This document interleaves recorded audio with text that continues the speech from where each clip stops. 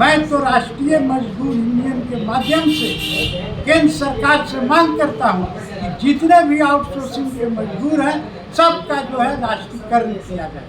और राहुल जी को से मिल करके हम मांग करेंगे कि केंद्र में जब कांग्रेस की सरकार बनेगी तो जिस तरह से इंदिरा गांधी जी ने बैंक का राष्ट्रीयकरण किया, कोयला खदान का राष्ट्रीयकरण किया, उसी तरह से आउटसोर्सिंग मजदूर जो बेचारे रात दिन खटते हैं उन मजदूरों का भी सरकारीकरण करने का काम कांग्रेस पार्टी करेगी। हेमंत सोरेन जी पहली बार ये कल घोषणा किए और 2 दिन सरहुल का छुट्टी भी झारखंड सरकार ने घोषित किया और इस पर धनबाद के डीसी और एसपी में काफ़ी उमंग देखा गया है। इस पर आपकी क्या प्रतिक्रिया है? भाई देखिए, झारखंड का सबसे महत्वपूर्ण पर्व सरहुल और सरहुल में लोगों की बहुत दिनों से मांग थी कि सरहुल में 2 दिन का अवकाश दिया जाए ताकि लोग कार्यक्रम को सही मायने में कर सकें। और हेमंत सोरेन जी ने जो 2 दिन का अवकाश सरहुल में घोषित किया,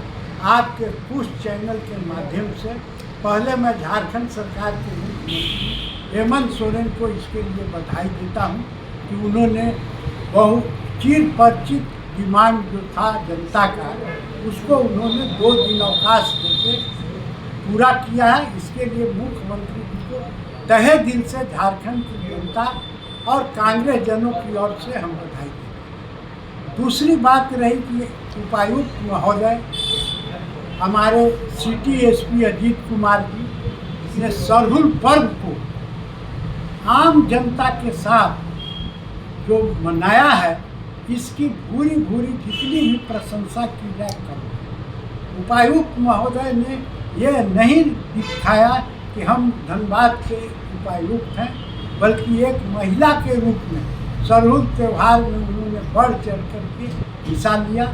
हमारे सिटी एसपी जी, एसएसपी, ये सारे लोगों ने नगाड़ा बजा करके सरहुल का आनंद उठाया। इसके लिए धनबाद जिला के तमाम जनता माननीय माधवी मिश्रा जी, सिटी एसपी को तहे दिल से बधाई देते हैं और साथ ही साथ उनसे अनुरोध करते हैं कि धनबाद में आउटसोर्सिंग कंपनी बड़े पैमाने पर चल रहा है और एक आउटसोर्सिंग कंपनी है जहां हर हफ्ते 1 न 2 एक्सीडेंट होता है। अपने को समाज सेवी भी कहता है। कोई भी पर्व आएगा तो सबसे बड़ा धनबाद में चुनाव की मौसम में देखिएगा कि जितने लोग यहाँ व्यवसायी हैं सब समाज सेवी बन जाते हैं। लगता है कि उनको पता नहीं है कि समाज सेवी किसको कहा जाता है। समाज सेवी का मतलब होता है समाज का सेवा करना। आज आउटसोर्सिंग चला रहे हैं। आउटसोर्सिंग में सुप्रीम कोर्ट का रूलिंग है कि सेम वर्क सेम पेमेंट, लेकिन क्या उनको मिलता है? 10,000 से 15,000 में आउटसोर्सिंग में मजदूरों से 12 घंटा काम लिया जाता है, मंथली वेतन भी नहीं दिया जाता है।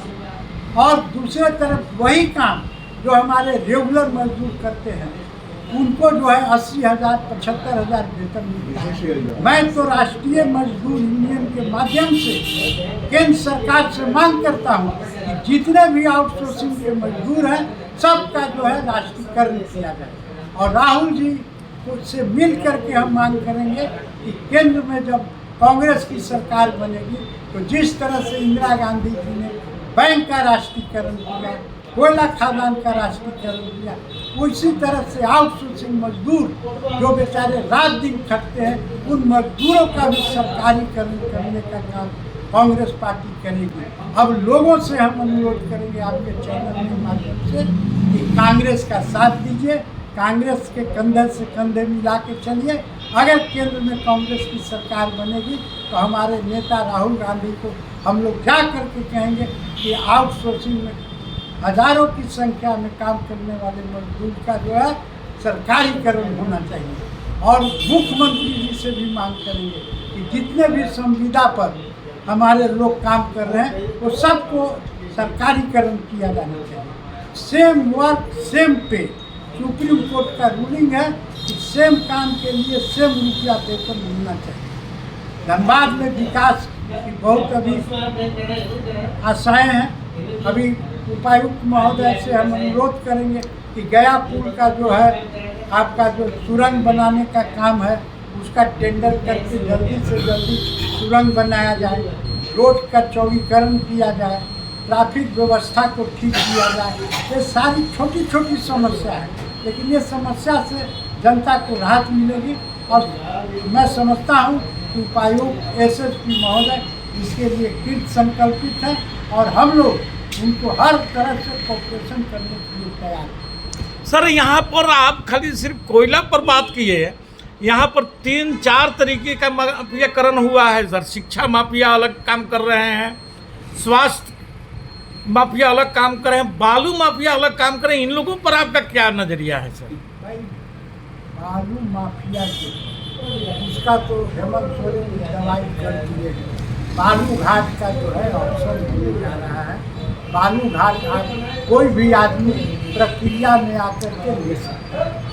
आप यहाँ की तो बात छोड़िए, बिहार में जाकर के देखिए, बिहार में सोन नदी में 1.5 कोसा गड्ढा हो गया है।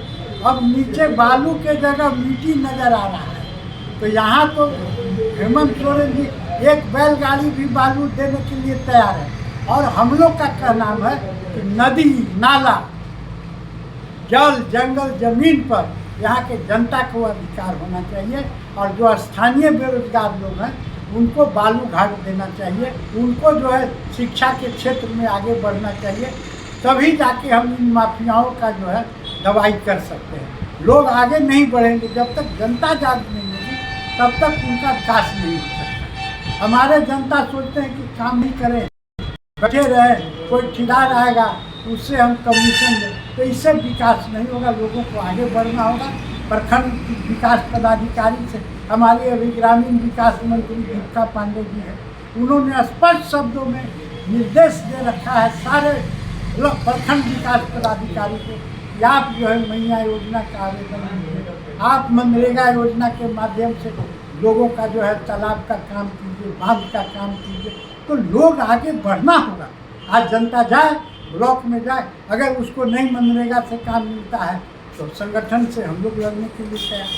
5वीं क्लास के एडमिशन के लिए जितने भी प्राइवेट स्कूलें हैं उसमें मांग की जा रही है। किताब का अलग से मतलब कि नाम दिखाया जाता है कि फलाने दुकान से ही लेना है या आकर के स्कूल से खरीदना है। और जो किताब का कीमत 100 रुपया है उसका 350, 400, 500 रुपया प्रिंट दिखाया जा रहा है सर। इस पर आप लोग क्या कर रहे हैं सर? आपके चैनल के माध्यम से धनबाद जिला के और बुद्ध नागरिक से कहना चाहूँगा कि शिक्षा विभाग द्वारा यह निर्धारित किया गया था, अगर बच्चा 1 में एडमिशन लेता है और बच्चा 2 क्लास में जाता है तो उसको री एडमिशन 4 लाख को नहीं। शिकायतें मिली है हम लोग को भी।